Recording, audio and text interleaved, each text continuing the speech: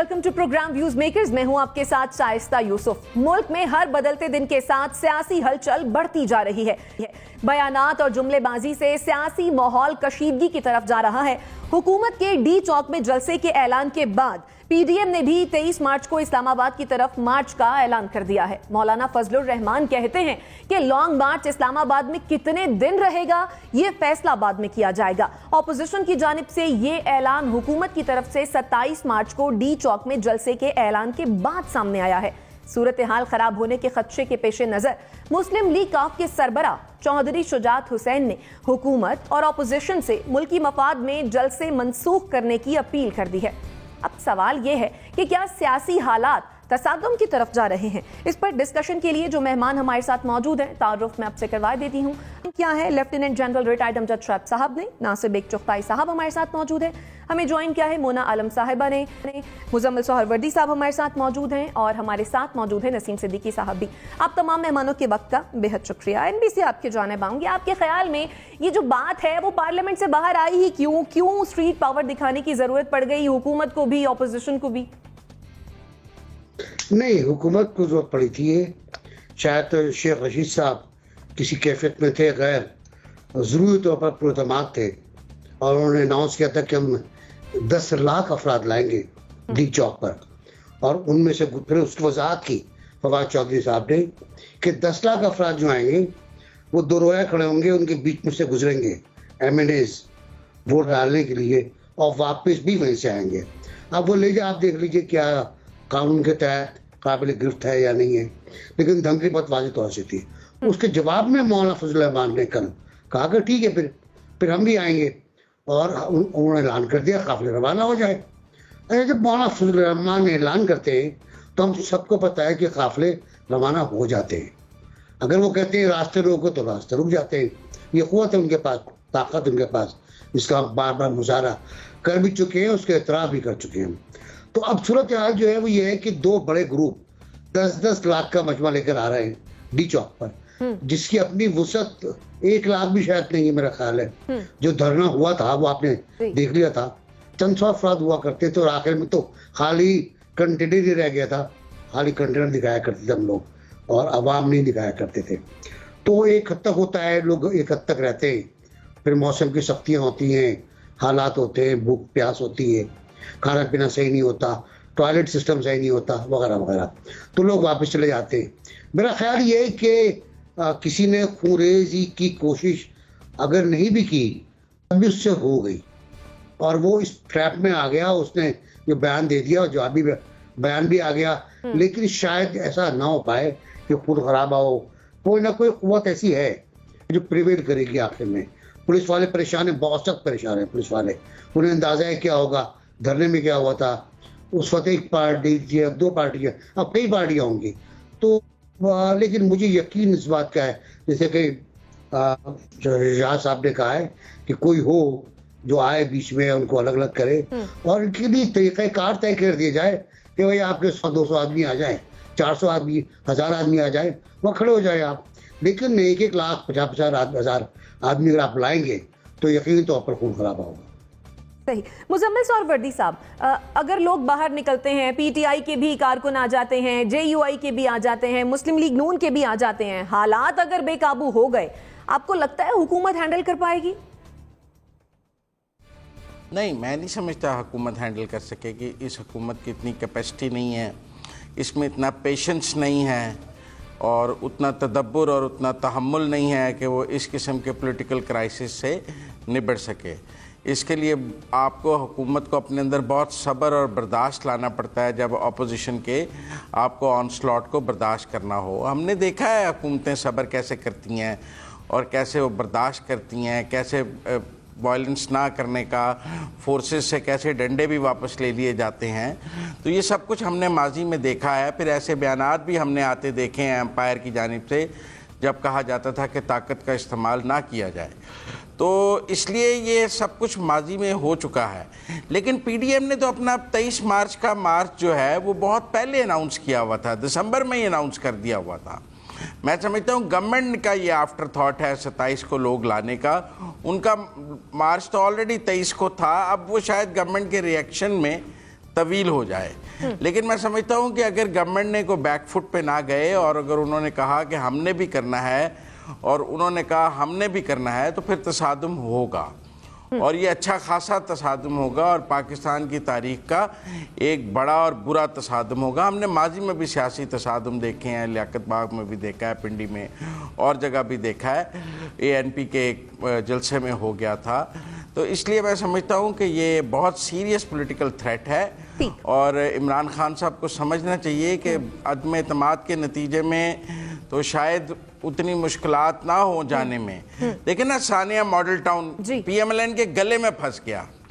तो अगर वहाँ पर लोगों की जाने गई तो गवर्नमेंट ये नहीं कह सकी कि हम अपनी रिट के लिए ब्लॉकेट्स हटा रहे थे, तो ये ब्लॉकेट्स हटाना हुकूमत का अख्तियार है। लोगों की जाने गई, हुकूमत उसकी जिम्मेदार थी। आज तक GIT बनी हुई है, आज तक केस चल रहा है। हालांकि उसमें मैं समझता हूँ गवर्नमेंट का केस मजबूत था कि अगर रास्तों की रुकावटें कोई हुकूमत हटाना चाहे तो उसको आप दूसरी ताकत, जो आम शहरी हैं, जो सियासी जमात है, वो ताकत से कैसे रोक सकते हैं। ठीक है, यानी आपको लगता है भी आप देखें सानिया मॉडल टाउन हुकूमत के गले में फंस गया। ठीक है, आपको लगता है कि बात तसादुम की तरफ जा सकती है। आपका पॉइंट आ गया। मुजम्मिल साहब, जनरल साहब, जिस तरह से मुजम्मिल साहब कह रहे हैं कि हुकूमत हैंडल नहीं कर पाएगी, तसादुम की सूरत हाल बन सकती है, और अगर तसादुम की सूरत हाल बन गई तो क्या जनरल साहब जमहूरियत को खतरा है? बिस्मिल्लाहिर्रहमानिर्रहीम। देखिए जी, पहले तो खतरा वहीं पड़ गया जब आप एक आईनी मसले को बार डी चौक में हल करने का आपके ज़हन में ख्याल आया। ये तो है जो पार्लियामेंट में आपको बात करनी है, पार्लियामेंट में नंबर गेम है, और इतना साफ सुथरा एक आईनी मसला उसको आप उठा के इस तरह अगर करें तो मेरा ख्याल है कि वो इंतहाई ज्यादती है मुल्क के साथ भी, क्योंकि जैसे खदशात हैं बिल्कुल वहां पे कन्फ्रंटेशन हो सकती है, वहां पे मारधाड़ हो सकती है। ये जमहूरियत को वैसे कोई खतरा नहीं, लेकिन ये जो खुद हजरात हैं सारे ही तकरीबन ये जमहूरियत के लिए बताते खुद बहुत बड़ा खतरा है। वक्तन फवक्तन ये करते रहते हैं ऐसे काम। मसलन 23 मार्च का 27 मार्च का ये दोनों किस्से गलत हैं। 23 मार्च जबकि यहाँ पे आप OIC के फॉरेन मिनिस्टर्स की कॉन्फ्रेंस कर रहे हैं, मौलाना को हर वक्त वो चीज सूझती है जिसमें मुल्क को हजीमत उठानी पड़े। 14 अगस्त को भी उन्होंने इसी तरह किया था पीछे। और फिर ये आप देख लीजिए कि ये सियासी पार्टियां, उससे पहले मेरा ख्याल है PTI ने भी 14 अगस्त को शुरू किया था अपना जलसा जुलूस। इनको खुदा खौफी करनी चाहिए, मुल्क का कम अज कम वकार कायम रखें। अपना तो ये नहीं रखते क्योंकि एक दूसरे को गाली गलोच और एक दूसरे को करप्ट और चोर सब कहते हैं, लेकिन ये इस हद तक नहीं जाना चाहिए कि एक आईनी मसला, एक आईनी चीज आपके हाथ में आई है और आप उसको तूल दे के यहाँ तक पहुंचा रहे हैं। ये मेरा ख्याल है मुनासिब नहीं। जहां मुजम्मिल ने भी बात की मॉडल टाउन की, मॉडल टाउन का किस्सा मुख्तलिफ था।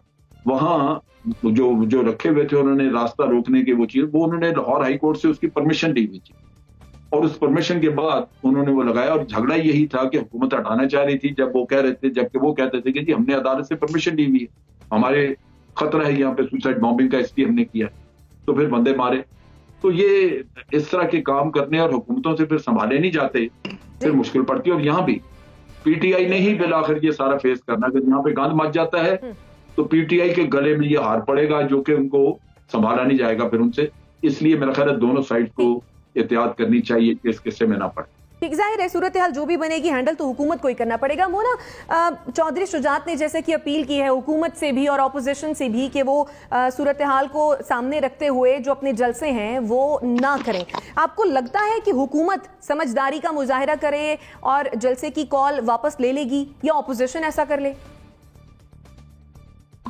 देखें शाइस्ता, लगता तो ऐसा नहीं है, क्योंकि दोनों तरफ आप जैसे देख रहे हैं कि स्टेक्स बहुत हाई हैं और दोनों अपने समझे बिल्कुल डू और डाई सिचुएशन पे आए हुए हैं। ये बात बिल्कुल दुरुस्त है कि ये जो नो कॉन्फिडेंस मोशन है एक्चुअली तो इसका फैसला पार्लियामेंट के अंदर होना चाहिए और सड़कों पे लाना है इस मामले को। डी चौक पर अब आपने देखा है, ये बात सही है कि मौलाना साहब ने तो बहुत पहले कहा हुआ था 23 मार्च को हम निकलेंगे और PDM का मार्च होगा, उस पर बल्कि हुकूमत कहते थे कि ये कोई नहीं निकलेंगे। शेख रशीद साहब के मुतअद्दिद बयानात हैं कि ये कहीं नहीं आएंगे, ये पहले की तरह इसमें भी ताकीद करेंगे, ताकीदी हरबे करेंगे, लेकिन अब वो निकल रहे हैं। और ऐसे में मुझे मैं इस बात पे एग्री करती हूँ कि ये नो कॉन्फिडेंस मोशन की रिक्विजिशन पढ़ने के बाद ये हुकूमत का आफ्टर थॉट है कि उन्होंने कहा है कि अब हम डी चौक पे शो ऑफ स्ट्रेंथ करेंगे।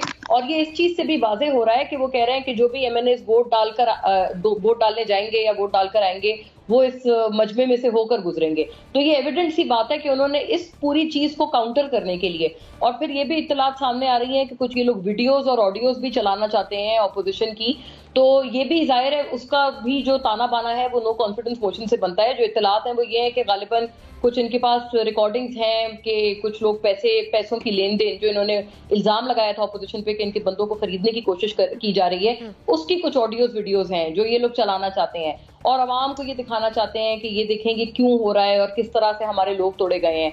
नॉनदलेस मुझे लगता है कि डी चौक पर ये तमाम तर मामला लाना, यकीनन इसमें कोई शक नहीं, ये तसादुम की जानिब मामला जाएगा। अभी जो मॉडल टाउन के किस्से की बात हुई, मैं इस पे तो ये नहीं कहती कि ये हुकूमत का उस वक्त मौक़िफ़ स्ट्रॉन्ग था, क्योंकि जब भी कोई लोगों को थोड़ा सा भी कोई नुकसान होता है, अवाम के ऊपर पथराव हो, इवन टीयर गैस शेलिंग तक हो जाए, तो वो उसका जो एक इल्जाम है, उसका जो बर्डन है, वो हुकूमत के ऊपर आता है। हुकूमत रिसीविंग एंड पर होती है और हुकूमत जवाबदेह होती है, सीधी सीधी बात है। सो मच हो कि जो ये TLP वगैरह का भी धरना था, उसमें भी जब ये तमाम तर मामला हुआ तो आपने देखा कि हुकूमत को उसके ऊपर पूछा गया।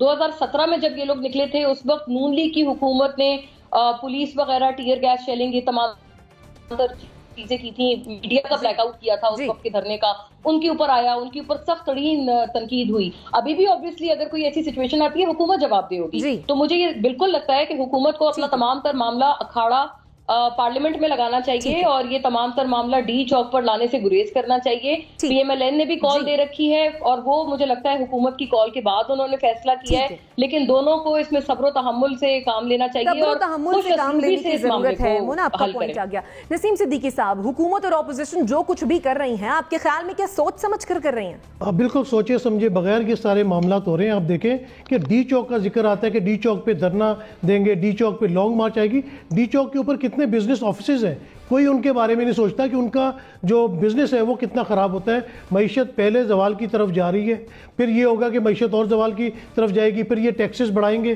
फिर आवाम के ऊपर ही बोझ आएगा। तो डी चौक की बजाय ये किसी ऐसी जगह पे जाएं जहाँ पे लोगों का कारोबार तबाह ना हो। मेट्रो आना रुक जाती है, लोगों को पिंडी से जो सफ़र करके अपने ऑफिस में आना होता है उनको बड़ी मुश्किलात का सामना होता है। तो ये अपनी लड़ाई के अंदर खुदारा आवाम को माफ़ कर दें। मेरा नहीं ख्याल के तसादम होगा, उससे पहले कोई ना कोई मामला हल हो जाएगा। PTI ने जो ऐलान किया, बिल्कुल उनको ऐलान नहीं करना चाहिए था। जो जंग पार्लियामेंट में लड़ी जानी उसको पार्लियामेंट में लड़े। और मौलाना साहब ने अगर 23 मार्च का ऐलान किया था, लेकिन जबकि अपोजिशन ने रिक्वेजिशन जमा करवा दी है नो कॉन्फिडेंस की, तो अब इस मार्च और इस धरने की कोई ज़रूरत नहीं बनती। बात फिर वही मॉडल टाउन की आ गई। मॉडल टाउन का जिक्र आ जाता है, वहाँ तो गवर्नमेंट ने अपनी रिट पूरी करनी थी और पार्लियामेंट लॉजेस में पुलिस ने धावा बोल दिया। वहाँ जो मलेशिया आई थी वहाँ पर भी तो गवर्नमेंट की तरफ से पुलिस रिट कायम करने के लिए गई थी। जो सुप्रीम कोर्ट के ऊपर हमला करवाया था नवाज शरीफ गवर्नमेंट ने, वो नजर नहीं आता। सिर्फ बुराइयां PTI की गवर्नमेंट में या इमरान खान में नजर आती है। ठीक है, हमें तनकीद करनी चाहिए, जो गवर्नमेंट सही काम कर रही है वो सही कर रही है, जो गलत कर रही है गलत कर रही है। ये तसादम बिल्कुल नहीं होना चाहिए। जो सियासी लीडरान इस वक्त इस्लामाबाद में आके बैठे हुए, चौधरीज यहाँ मौजूद है, MKM मौजूद है, तमाम लोग यहाँ बैठे हैं, तो वो ऐसे मसले का हल निकाले जिससे आवाम को कोई रिलीफ मिले। क्योंकि इन तमाम लोगों को जो पार्लियामेंटेरियंस है, इनको आवाम ने वोट देके पार्लियामेंट में अपने मसाइल हल करने के लिए भेजा है। तसादुम नहीं होना चाहिए, लेकिन हालात तसादुम की तरफ जा रहे हैं, आपका मानना भी यही है? NBC, आप कुछ ऐड करना चाह रहे हैं? मैं ये कहना चाहता कि शरीफाना अंदाज में अगर हम पार्लियामेंट को चलने देते और सरकार पाकिस्तान, सरकार इस्लामी जमहूरिया पाकिस्तान पार्लियामेंट को काम करने देती, तो आज ये सब कुछ नहीं होता। हमने पार्लियामेंट को चलने नहीं दिया।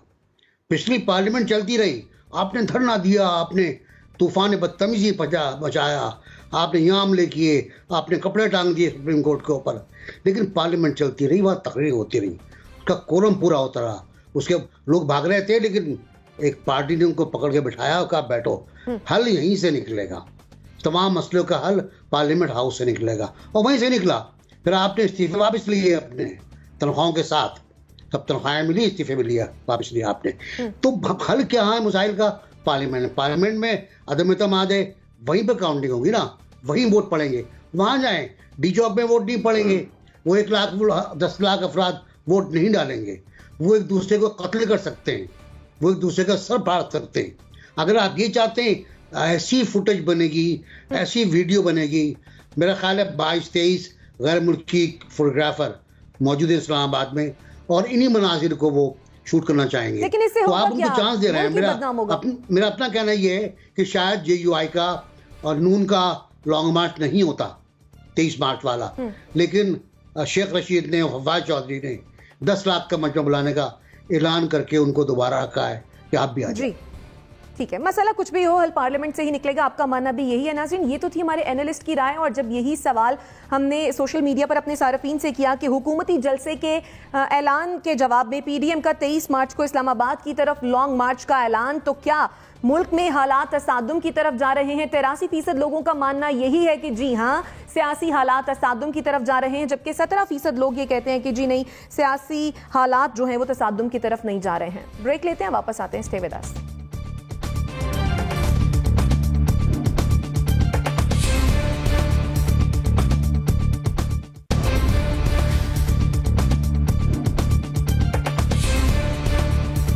Welcome back after the break. हुकूमत के लिए खतरात में कमी नहीं आ सकी है। इत्तेहादियों से मुसलसल मुलाकातों और राब्तों के बावजूद हुकूमत को वाज़ेह हिमायत नहीं मिल सकी है।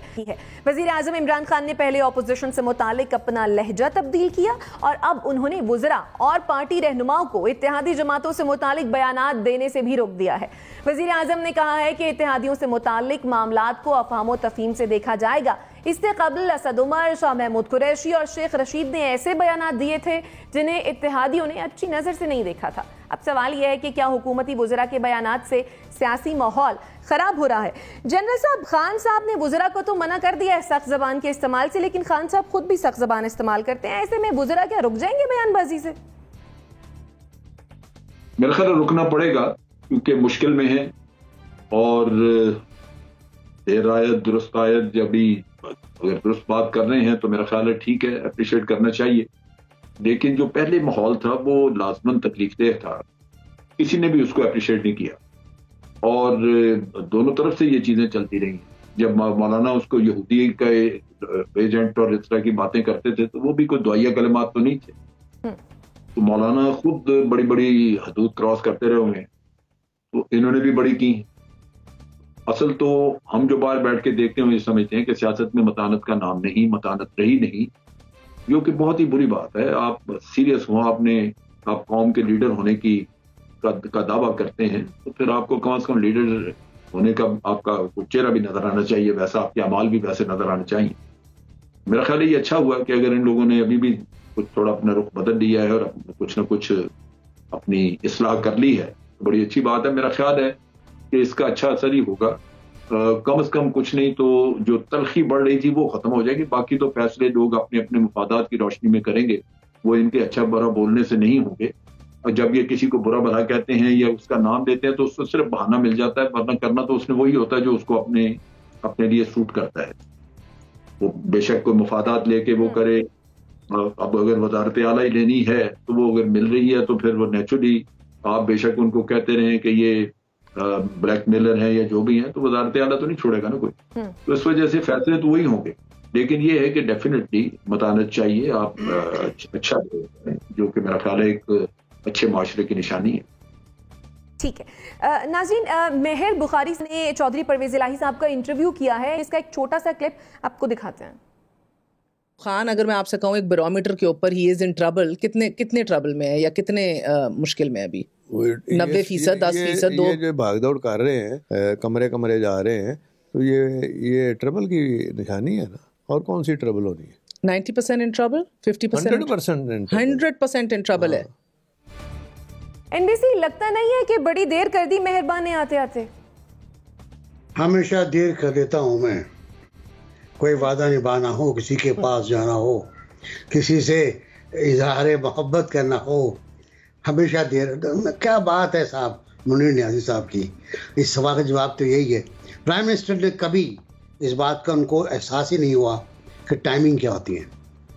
मुझे ये पहला प्राइम मिनिस्टर नजर आया इस पाकिस्तान में जिसको टाइमिंग का और टाइमिंग की वैल्यू का अंदाज़ा नहीं हो पाया कि किस वक्त क्या बात करनी है। अब देखिए ना, मुझे यकीन है कि इन्होंने शेख रशीद से और असद उमर से कहा था कि 2 इत्तेहादियों के खिलाफ अटैक पे जाओ, ये बहुत टीटी कर रहे हैं। इनका ख्याल था ये टीटी जो है ये चूचू की तरह होती है, जो कि हमारे वज़ीर ख़ारजा साहब फरमाते हैं कि PDM चू चू चू करना का नतीजा है। वो आज सुबह ही कह रहे थे और बाकायदा वो ना आवाज़ निकाली थी उसकी उन्होंने। तो मुझे तो लगता है प्राइम मिनिस्टर ने कहा होगा, और जब वो उसका असर बड़ा ख़तरनाक हो गया तो फिर उन्होंने मना कर दिया, भाई अब नहीं कहना। अब वो नहीं कह रहे, लेकिन प्राइम मिनिस्टर खुद क्या कर रहे हैं? प्राइम मिनिस्टर खुद तो पाकिस्तान के बड़े आलिम दीन है, मुफ्ती तकी उस्मानी साहब, उनका ट्वीट आया है कि भाई बंद करो ये चीज़ों को। ये जो फजूलियात हैं, एक दूसरे पर रकीक हमले हैं, एक दूसरे के ज़ात पर हमले हैं, ये सूरह आले हिजरात की खिलाफ वर्जी है। और उन्होंने वो आयत भी कोट की है, उसके बावजूद आज फिर किया उन्होंने 3 स्टोरेज और फला फला फला। अब कोई जवाब देगा, जाहिर है उसका भी जवाब आएगा। तो मुझे नहीं लगता कि प्राइम मिनिस्टर में कोई ऐसी अक्ल है या समझ बूझ है जिसको हम पॉलिटिकल सेगेसिटी कहते हैं, जिसको हम कहते हैं कि सियासी बसीरत है, वो नहीं है। एक जज्बातीपन है, और जज्बातीपन काम नहीं करता सियासत के अंदर। आप देख लेना यूक्रेन के साथ क्या हुआ है, जज्बाती कॉमेडियन था वो, उसने क्या से क्या कर दिया, अपना मुल्क ही तबाह करा दिया। अब तो नेटो मना कर रहा है उसको, हम तुमको दे लेंगे। एनीवे, ये मुझे नहीं लगता कि ये किसी पट्टे बैठेगी। हमें अपने इक़्तिदार को दोबारा रीशेप करना होगा। ठीक, नसीम सिद्दीकी साहब, आपके ख्याल में क्या इत्तेहादी हुकूमत से बहुत दूर जा चुके?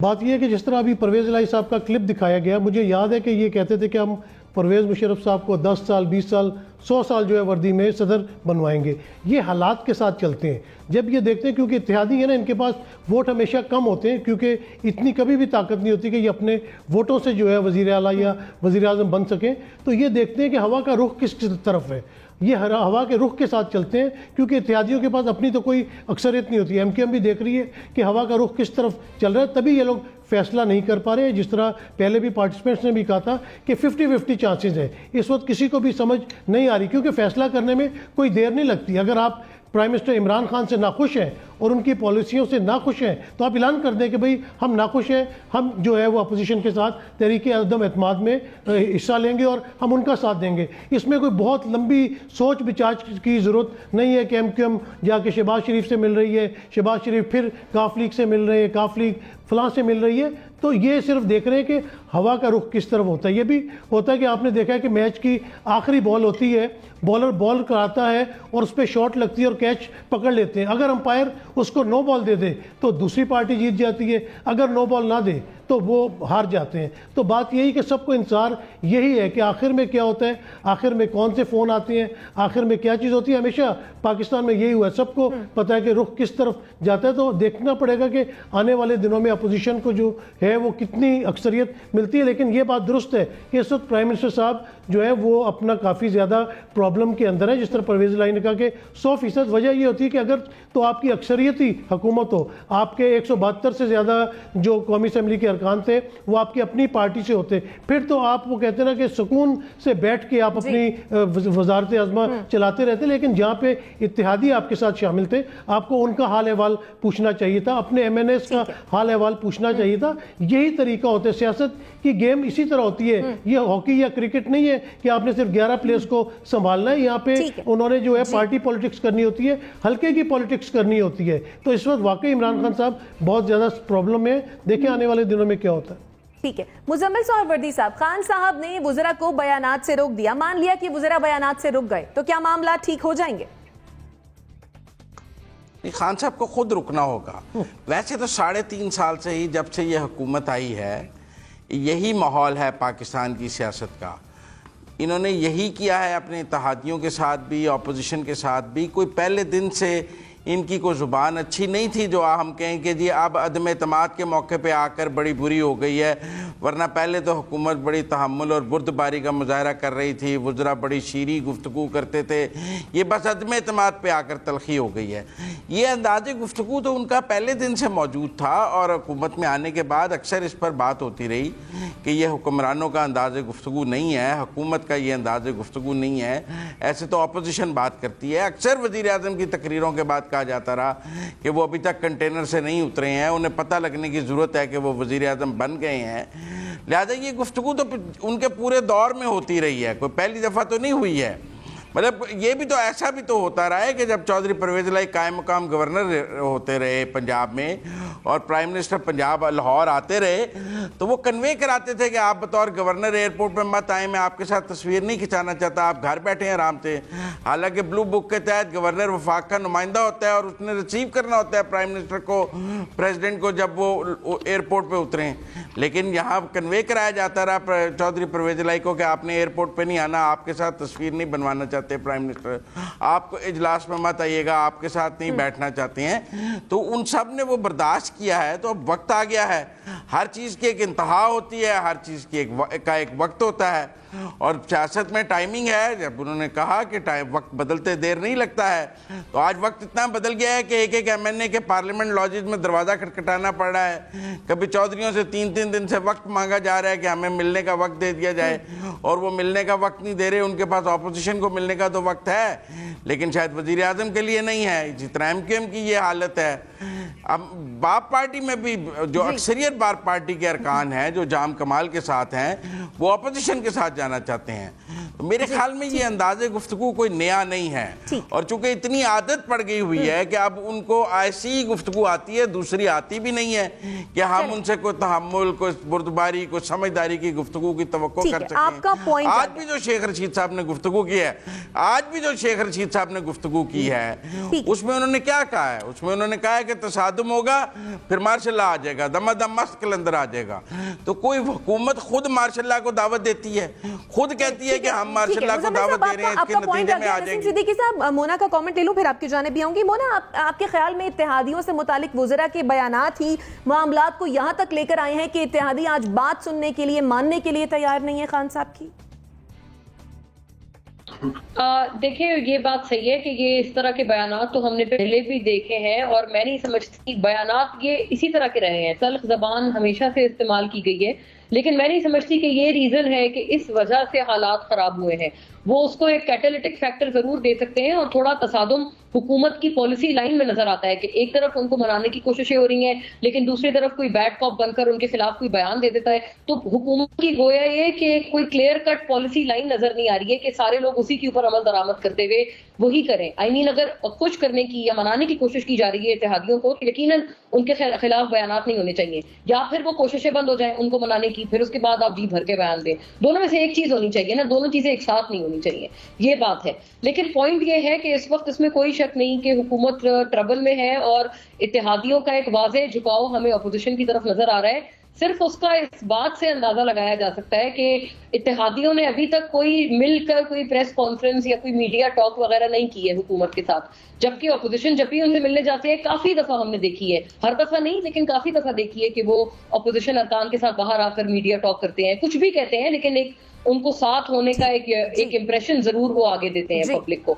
दूसरी बात ये कि वो जाकर खुद मिलते हैं, वो हुकूमत के लोगों से जाकर खुद से नहीं मिल रहे, बल्कि ये बात सही है कि वजीर आजम को भी उनकी तरफ जाना पड़ रहा है, पार्लियामेंट लॉजेस तक जाना पड़ रहा है, लेकिन वो अपोजिशन के लोगों से खुद जाकर मिलते हैं। चौधरी शुजात साहब की तबीयत खराब थी, वो उसके बावजूद जाकर मिलने लगे।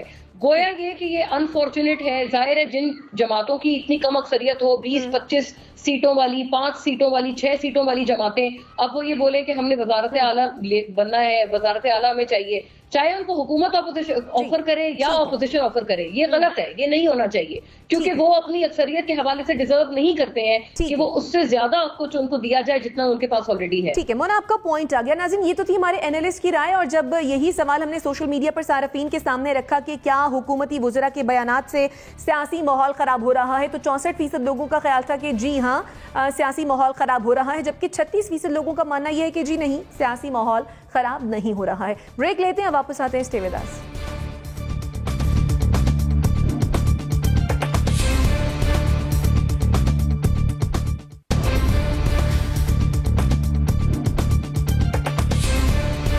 Welcome back after the break. बात हो रही है इत्तेहादियों और हुकूमत के साथ की, तो सवाल यह है कि अदम एतमाद के मामले पर क्या इत्तेहादी हुकूमत का साथ देंगे या नहीं। एनबीसी वन लाइनर कमेंट कीजिएगा। फर्जुल्लाह चौधरी ने कहा 100% मुखालिफ हैं, तो मैं उनकी बात को ऑन करूंगा, मेरा ख्याल है मुखालिफ हैं। जनरल साहब, मेरा ख्याल है भी उन्होंने फैसला नहीं किया, वरना वो हुकूमत से इस्तीफे दे देते अपनी वजारतों से। ये सारी बातें जो वो कर रहे हैं इंडिकेटर्स हैं कि ये बोली कौन लगाता है बेहतर। चौधरी जी वो उस वक्त अपनी बोली लगवा रहे हैं और जहां से बेहतर मिली उधर चले जाएंगे। ठीक, मोना। जी, मैं इत्तेफाक करती हूँ, बार्गेनिंग पोजीशन में अपना आखिरी लम्हे तक वो फैसला अपना महफूज रखेंगे और फिर वहीं पर जाएंगे जहां पर ज्यादा उनको बार्गेन के बदले में कुछ मिल रहा होगा मेवा। ठीक, मुजम्मिल सोहरवर्दी साहब।